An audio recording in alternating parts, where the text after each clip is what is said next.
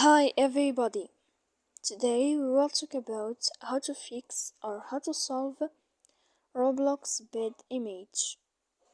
To know how to fix or how to solve Roblox bed image, you should just go to settings.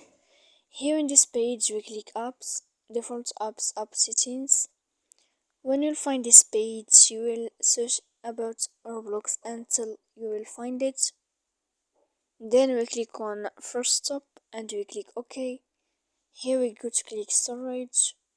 After that we click clear cache, and then you can go to Play Store. You will uninstall your Roblox, and then you can install your Roblox again to fix your problems. So please don't forget to support us by like and subscribe. See you next time in another video, and thank you for your attention.